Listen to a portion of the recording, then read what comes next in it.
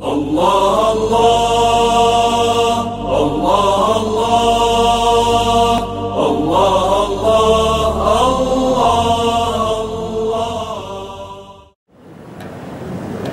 السلام عليكم ورحمة الله وبركاته.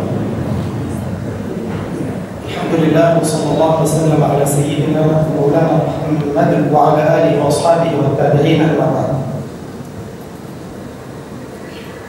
Nous sommes dans le mois Dhul-Hijjah, bientôt jour de l'Eid, bientôt, Inch'Allah subhanahu wa ta'ala, les Hujjaj vont aller à Arafat, ils vont terminer leur Hajj, Inch'Allah. Nous faisons dua, qu'Allah subhanahu wa ta'ala les protège, qu'Allah subhanahu wa ta'ala les soutienne, qu'Allah subhanahu wa ta'ala leur accorde sa rahma, qu'ils mettent dans leur cœur, dans leur qalb, al-taqwa, la rahma entre eux, qu'Allah subhanahu wa ta'ala leur donne al-qaboul, al-rida, qu'Allah ta'ala exauce leur dua, qu'Allah subhanahu wa ta'ala accepte leur hajj, qu'Allah subhanahu wa ta'ala accepte leur amal, qu'Allah subhanahu wa ta'ala les ramène parmi les leurs avec encore meilleur comportement, meilleur amal, et qu'ils soient, Inch'Allah ta'ala, protégés et en bonne santé.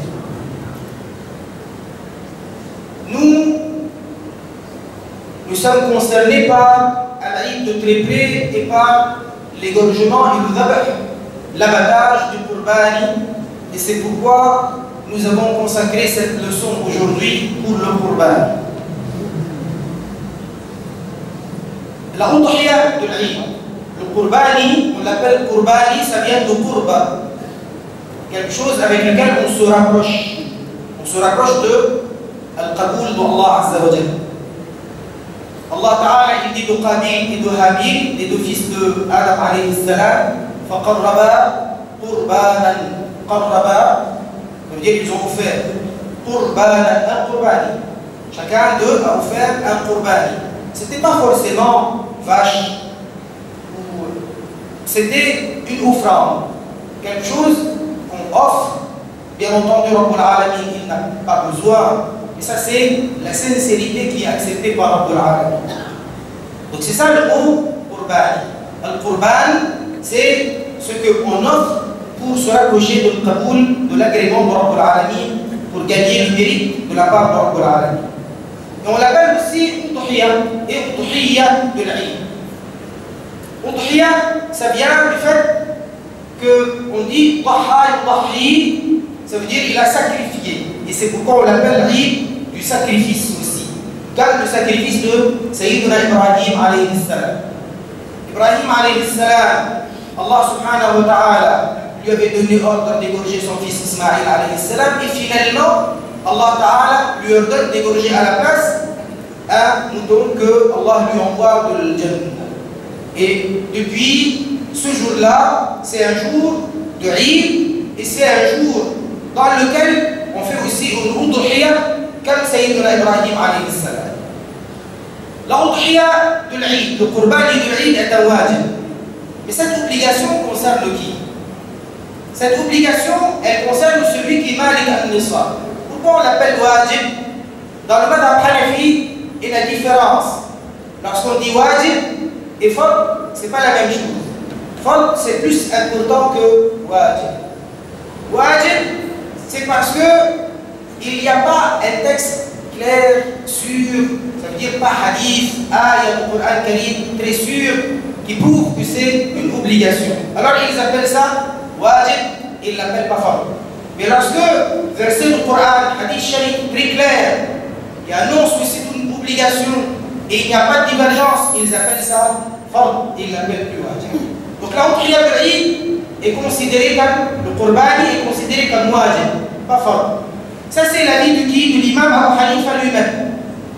Le grand imam Abu Hanifa, lui dit wajib.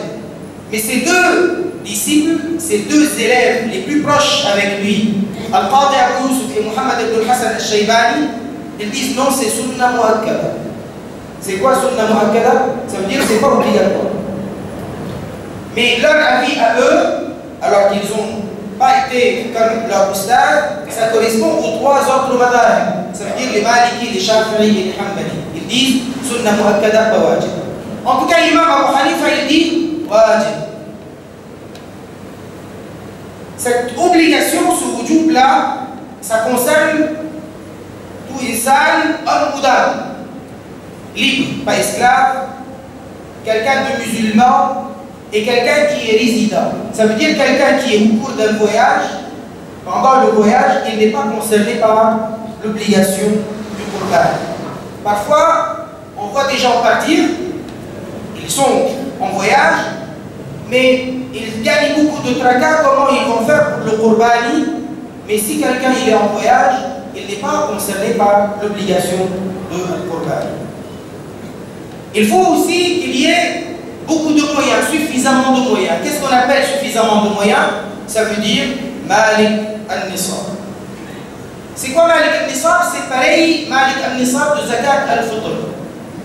Pareil comme Zakat al-Fitr, Malik al-Nisab, là aussi Malik al-Nisab, c'est de la même manière.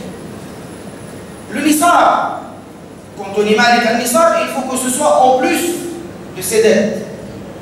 S'il a Nisab et il a des dettes, s'il a Nisab et il a des dettes, on va déduire les dettes de Nisab. À ce moment-là, il n'est plus Malik al-Nisab. Donc il n'est pas concerné par al-Wujub. Si on déduit les dettes et il est toujours Malik al-Nisab, donc il doit la udhiyah, il doit le Qurban comme il doit Zakat al-Fitr si c'était lors de Zakat al-Fitr. Mais il doit aussi déduire les dépenses de chaque jour, les dépenses de tous les jours. Il doit déduire ça. Parce que si quelqu'un il est Malik al-Nisab, s'il achète le Qurban alors qu'il a besoin de payer le loyer, de payer le loyer de son magasin, de sa maison, de payer la nourriture, de payer les factures de la maison, s'il paye tout cela en déduisant cela, il n'est plus Malik al-Nisab, ça veut dire qu'il n'est pas concerné par al-Wujub, de la même manière qu'il n'est pas concerné par Zakat al-Fitr si c'était lors de Zakat al-Fitr.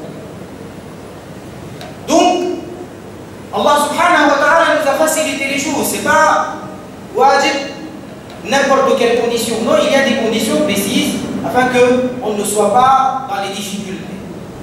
C'est quoi le nisab? Le nisab, soit c'est le nisab de l'or, essentiellement, soit c'est le nisab de l'argent. Mais il n'y a pas que ça en réalité. Le nisab, ça peut être le nisab de quelqu'un qui est propriétaire du bétail. Quelqu'un qui possède 5 chameaux, il est Malik nisab. Quelqu'un qui possède 40 moutons, il est Malik nisab. Celui qui possède 30 vaches, il est Malik nisab. Ça dépend de quoi on parle. Mais comme nous, on habite dans les villes, et nous ne sommes pas propriétaires de bétail, nous ne sommes pas agriculteurs, et nous n'avons pas des récoltes chaque saison. Donc en général, on parle, nous, de ce qui nous concerne, l'argent qu'on gagne. Il faut que cet argent qu'on gagne soit nisab ou pas. On le calcule comment? Nous le calculons par rapport à l'or ou à l'argent. Ça veut dire l'argent qu'on achète, le bijou. Et alors, le nisab de l'or. Le nisab de l'or, d'après Rasulullah sallallahu alayhi wa sallam, c'est 20 dinars. Le nisab, 20 dinars, ça veut dire 20 pièces en or. Et on va expliquer ce que c'est. Le nisab de l'argent métal, c'est 200 dirhams, 200 pièces en argent. Ça, c'était le calcul d'après ce que a dit Rasulullah lui-même, sallallahu alayhi wa sallam. Un dirham argent, ça veut dire une pièce en argent de l'époque de Rasulullah. Ça pèse 70 grammes d'orge. Quand il choisissait la pièce en argent, il choisissait aussi un poids, pas n'importe laquelle. Ça devait avoir le poids de 70 grammes d'orge. Ce qui fait à peu près 2 poids 975 grammes. 2 grammes, un peu moins de 3 grammes d'argent. Ça veut dire, c'est ça. Et ainsi, 200 dirhams, le nisab, c'est 795 grammes d'argent. Ça correspond à peu près à 25 000 roupies. Un peu plus, un peu moins, parce que le cours de l'argent, ça change. Donc comment on a trouvé le nisab? On ne l'a pas trouvé par hasard. Rasulullah, il a dit 200 dirhams. Un dirham, il est calculé par les fuqaha, ça pèse 70 grammes. 70 grains d'orge. Et de cette façon, on sait que les 200 dirhams, c'est 595 grammes d'argent. Un dinar or, parce qu'il a dit Rasulullah 20 dinars, 20 pièces en or, pèse, en calculant, on sait que il dit un dinar or pèse 100 grammes d'orge, ce qui fait 4,25 grammes. Donc ça c'est une pièce en or. Et ainsi, 20 dinars font 85 grammes d'or. Alors quand on calcule cela, on monte à plus de 130 ou 150, ça dépend du cours de l'or. La personne, elle doit être udhiya si elle est malik al-nisab. Si la dame, elle est malik al-nisab, elle doit aussi s'en udhiya pour elle-même. Son qurbani pour elle-même. L'homme, il le doit pour lui-même, il le doit pour ses enfants en bas âge et pour ses filles. Il ne le doit pas pour son épouse, c'est elle qui le doit pour elle-même, si elle est malik al-nisab. Si lui, il veut lui offrir, il peut lui offrir, bien entendu. Le pauvre et le voyageur ne sont pas concernés par cette obligation. Si quelqu'un il est au cours d'un voyage, et il fait des hajj, il s'arrête dans telle ville pendant 5 jours, et puis après il continue et il s'arrête encore 5 jours. 5 jours, il est toujours voyageur. Quand est-ce qu'on n'est plus voyageur? Si on fait une halte, quelque part, on s'arrête et on veut rester 15 jours ou plus. 15 jours ou plus, ça y est, on est résident, on n'est plus voyageur. Donc même si quelqu'un il est dans Hajj, il va rester à Makkah al-Mukarrama 20 jours. Dans les 20 jours, il va monter à Arafat, il va aller à Mina, de Mina à Arafat, après Muzdalifa, après il retourne à Makkah, c'est vrai. Mais il ne va pas dormir à Makkah. Il va retourner pour dormir à Mina. 2 nuits encore, il va dormir à Mina. Mais finalement, tous les jours où il va quitter Makkah, il va dormir en dehors de Makkah, ce n'est pas plus de 4 jours. Donc du coup, si lui, son séjour à Makkah tout entier c'est 20, et il va déduire de cela 4 jours en dehors de Makkah, ça veut dire qu'il lui reste 16 jours à Makkah. Donc il est quoi? Il n'est pas voyageur, il est résident. Et celui qui est résident, il doit aussi le qurban. Ce n'est pas seulement la question de l'hajj. Il est résident, donc il doit aussi un qurban. Le temps de l'abattage. Quand on fait l'abattage de notre qurban, bien entendu, c'est après la Eid, le jour de l'Eid, pas avant. Celui qui habite ici et qui a son qurban ici même dans la cour de sa maison et il l'égorge avant la Eid, son abattage n'est pas valable. Ça veut dire que cette viande-là ne concerne pas le wajib. Donc quelqu'un, il a amené le boucher, il a égorgé, l'imam n'a pas dit encore, salat al-Eid n'a pas fini, salat al-Eid, ceux qui ont égorgé chez eux avant salat al-Eid, cette viande-là ne correspond pas au wajib, le wajib on le doit toujours. Ça marche lorsque la Eid a été finie. Même si c'est tout de suite après as-salam. Et ça continue pendant le jour suivant et le jour d'après. Est-ce qu'on peut égorger la nuit? C'est valable d'égorger la nuit, mais c'est préférable de ne pas égorger la nuit. C'est makrouh d'égorger la nuit. Parce qu'on ne sait pas comment on fait. Maintenant, si on habite dans un endroit où il n'y a pas de masjid, il n'y a pas de marché, où il y a 2 habitations, pas plus, 2 maisons par-ci, 2 maisons par-là, mais il n'y a pas de ville, il n'y a pas de village. Et ils n'ont pas de masjid, ils ne sont pas nombreux. C'est des gens qui habitent dans les hauteurs des montagnes, dans les prairies. Ceux-là ne sont pas concernés par cette règle, ceux-là ils peuvent faire d'abord à partir du fajr même. Et ce qui compte, c'est le lieu de l'animal, pas le lieu du propriétaire. J'habite ici à Port-Louis. Mon qurban à moi, il est dans les montagnes. Je ne connais pas bien les montagnes blanches, et là, montagne blanche, dans une ferme où il n'y a pas de village, il n'y a pas de masjid. Et donc, si le sacrificateur là-bas, il égorge tout de suite après Fajr, il a le droit. Parce que le lieu de l'abattage, c'est ça qui compte. Est-ce qu'à cet endroit est la masjid? Si une masjid, ils font namaz Eid, donc ça doit être après namaz Eid chez eux. Si notre Qurban à nous, il est à l'étranger. Si notre Qurban à nous, il est à l'étranger. Ce qui compte, ce n'est pas le jour et l'heure de notre Zabah à nous, c'est l'endroit où se trouve l'animal. L'endroit où se trouve l'animal, c'est ça qu'il faut calculer. Après leur namaz Eid à eux. Même si nous, on n'a pas encore fait namaz Eid. L'abattage du Qurbani reste valable pendant les 3 jours, le jour de l'Eid et le jour suivant. Celui qui doit le wajib, donc le Qurbani, il faut qu'il sache une chose, il ne peut pas choisir n'importe quel animal. L'animal qui n'est pas valable pour l'abattage du Qurbani, c'est l'animal qui est aveugle, ça veut dire les 2 yeux arrachés ou crevés. Qui borgne, ça veut dire un œil crevé. L'animal qui est boiteux. Mais qu'est-ce qu'on appelle un animal boiteux? Si l'animal, il est boiteux, mais en le faisant marcher, il arrive à marcher. Il arrive à aller jusqu'au lieu de l'abattage. Donc ce n'est pas celui-ci qui n'est pas valable, celui-ci il est valable. L'animal qui n'est pas valable, c'est celui qui est boiteux ou quoi? Que même si on veut le faire marcher, il n'arrive pas. Il n'arrive pas à tenir, il tombe. Celui-ci n'est pas valable.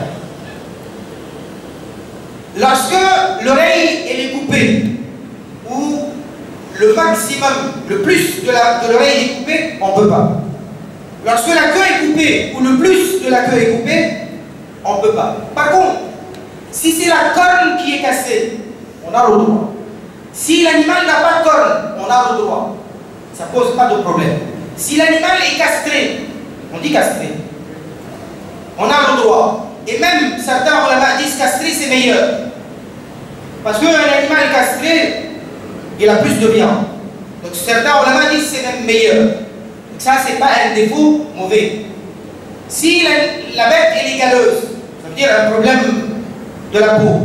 Si maintenant ça affecte la chair, la viande, problème. Si le problème de la peau ne touche rien à la viande elle est bonne. Ce n'est pas une maladie qui touche jusqu'à la qualité de la viande. Là, il n'y aura pas de problème. Si l'animal il est un peu fou, ça ne pose pas de problème. Mais s'il est fou ou il est galeux et ça affecte la qualité de la viande, à ce moment-là, oui, on n'a pas le droit. Donc, lorsqu'on a vu en Europe à une époque, même un peu partout, ce qu'on a appelé les vaches folles, c'était quelque chose de très grave qui touchait même à la qualité de la viande et c'était même dangereux d'en consommer. Lorsque ça touche à la qualité de la viande, ça devient interdit et ce n'est pas valable. Lorsque ça ne touche pas à la qualité de la viande, ce n'est pas un problème. Les problèmes, voilà ceux que nous avons cités. Et tous ces défauts sont des défauts handicapants lorsque on est en train d'acheter l'animal. J'ai acheté un animal, il était correct. Il n'avait pas de problème ni à l'oreille, ni à la queue, ni à l'œil. Mais c'est à la maison qu'il est tombé, il s'est blessé. Je ne peux pas acheter un autre. On ne peut pas à chaque fois acheter un autre. Donc dans ce cas-là, ce n'est pas un problème. Le problème, il est où? C'est lorsque nous sommes en train d'acheter. On ne peut pas acheter pour le Qurbani un animal handicapé de cette façon. Mais si c'est après l'achat, le problème est survenu, ça ne pose pas de problème. Il est permis donc d'offrir en udhiya une bête jamma, ça veut dire sans corne. Un mâle castré, on n'a pas. On a le droit, il n'y a pas de problème. Le Qurbani de l'Eid est exclusivement, on ne peut pas égorger n'importe quoi. Il faut que ce soit dromadaire ou chameau, vache ou buffle, il faut que ce soit mouton ou cabri. On ne peut pas égorger d'autres sortes d'animaux pour les offrir en Qurbani. Et alors on nous dit, mais on peut acheter carrément la viande, elle est déjà prête. C'est pas ça le Qurbani. Le Qurbani c'est d'acheter l'animal vivant et de l'abattre. Si je veux acheter 10 vaches qui sont déjà égorgées, je ne peux pas. Ils sont déjà égorgés. Déjà on n'appelle pas Qurbani si l'abattage était fait avant le namaz Eid. Comment on peut acheter de la viande même si c'est 10? Ça devient charité. Mais ce n'est pas Qurbani de l'Eid. Il y en a qui proposent, toi ta part c'est combien? C'est t'as pas le 7e de la vache, le 7e du chameau, pas de problème, on t'amène la viande. Mais quand est-ce que vous l'avez abattu? Quand est-ce que ça a été fait? Non, c'est de la viande qui existe déjà. Si c'est de la viande qui existe déjà, donc l'abattage a été fait avant. Et moi, je n'ai délégué personne pour faire l'abattage en mon nom. Je n'ai pas acheté l'animal pour qu'il soit abattu le jour de l'Eid après la Mazahid. Ça ne marche pas, c'est pas suffisant, ce n'est pas Qurbani de l'Eid. On a le droit de manger, de consommer de la viande du Qurbani. Et c'est meilleur d'offrir à la famille, aux voisins, riches ou pauvres. Et un tiers aussi, on le garde pour que ce soit sadaqa pour les pauvres. Ça c'est meilleur, pas une obligation. Il est préférable que la personne égorge elle-même. Mais on a le droit aussi de laisser faire quelqu'un qui s'y connaît. Mais celui qui s'y connaît, qui égorge pour les autres, il ne faut pas que ce soit son travail pour qu'il gagne de l'argent avec. Rasulullah sallallahu alayhi wa sallam, il a dit, il n'y a pas de salaire pour le Qurban. Ce n'est pas une affaire de salaire. Donc, lorsqu'on offre quelque chose à celui qui nous a fait le dabah, on lui offre. C'est comme cadeau. Il ne faut pas que ce soit un contrat. J'ai fait le dabah pour toi, donc tu me dois tant. Il ne faut pas que ce soit un contrat. Il faut que ce soit sous forme de cadeau tout simplement. Et ça c'est hadith sharif. Et ça c'est dans tous les mazahib de l'islam. On ne peut pas, parce que maintenant c'est un phénomène qui est grandissant, on ne peut pas dire non, je ferme l'œil, j'en parle pas. Si j'en parle, c'est comme ça dit. Lorsque on a acheté et on est 7 familles, mais une famille, ils ne sont pas musulmans. Ils ont acheté une part et eux, c'est pas Qurbani. Nous, on n'a pas le droit dans ce cas-là, notre Qurbani ne passe pas. Il faut que les 7 parts soient Qurbani, soit fi sabilillah, soit aqiqa. Mais si c'est pour la consommation ordinaire, pour la vente ou pour des non-musulmans, dans ce cas-là, ça ne marche pas. Il faut que les 7 se partagent, ils payent chacun, ils sont associés et tous dans soit Qurbani, soit quelque chose qui ressemble au Qurbani comme la aqiqa par exemple. Donc on avait dit qu'il n'est pas obligé, l'homme, de faire le Qurbani pour son épouse. Si elle est malik al-nisar, elle le doit pour elle-même. Pas malik al-nisar, elle n'est pas obligée de faire le Qurbani. Il veut lui offrir, masha'Allah, c'est une bonne chose. Donc on a dit que selon As-Sahibayn, Al-Qadi Abu Yusuf et Muhammad ibn Hassan, les 2 élèves de l'imam Abu Hanifa, pas d'accord avec leur ustad, ils ont dit c'est sunna mu'akkada, comme Al-Shafi'i, comme Malik, comme Ahmad ibn Hanbal. Si la femelle qu'on a achetée pour le Qurbani, elle met bas, avant, là maintenant par exemple, aujourd'hui ou demain, c'est pas encore le dami, elle a mis bas. Donc elle a été déjà achetée pour le Qurbani et elle a mis bas. Imam Abu Hanifa il dit, on fait le dabh de la mère et du petit. Les deux. Et lui aussi doit être abattu. Et c'est aussi Qurbani de l'œuf. Qu'est-ce qu'on égorge? Qu'est-ce qu'on choisit? On choisit des animaux, ce qu'on appelle sani. Le sani de la vache, c'est à partir de 2 ans, pas avant. Le sani du dromadaire, c'est à partir de 5 ans, pas avant. Le sani du mouton, c'est à partir d'1 an, pas avant. Mais le mouton, il y a une exception. S'il a 6 mois, mais il est assez fort, on peut le confondre avec les autres qui sont de 1 an, on peut aussi le choisir. Ça, c'est pour le mouton, pas pour le cabri. La seule exception, c'est le mouton. S'il est de 6 mois ou 7 mois, on peut, à condition qu'il soit assez bien portant, comme s'il avait déjà 1 an. En ce qui concerne les autres, c'est ainsi. Celui qui veut égorger une vache qui a moins de 2 ans, ce n'est pas valable d'après l'imam Abu Hanifa en tant que Qurbani. C'est valable d'après d'autres madahib. D'autres madahib, certains, d'autres mujtahid, même en dehors des 4 madahib, certains, et c'est rare qu'ils donnent une fatwa qui l'autorise. Mais connu dans madhab Abu Hanifa, Shafi'i, Malik et Ahmed, ils disent 2 ans minimum pour la vache, pour le bœuf, pour le bœuf. Il est recommandé donc à celui qui a l'intention de faire le dhabh le jour de l'Eid de ne pas se tailler la barbe, de ne pas couper les poils, de ne pas enlever les poils du corps, de ne pas se couper les ongles jusqu'au jour de l'Eid.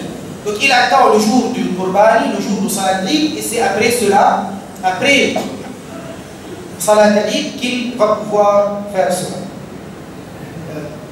Non, c'est jusqu'au jour de l'Eid, pas jusqu'à après le dhabh. Après le dhabh, c'est par rapport à la consommation de la viande. Maintenant, celui qui voit le hilal de Dhul Hijjah, celui-ci, il lui est recommandé d'attendre le jour de l'Eid, le matin de l'Eid. Le matin de l'Eid, avant d'aller à la prière de l'Eid, il se coupe les ongles.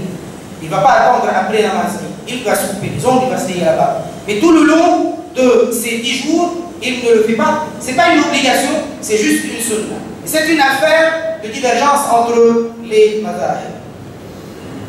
Si jamais on égorge la vache et on trouve qu'il y a un fœtus,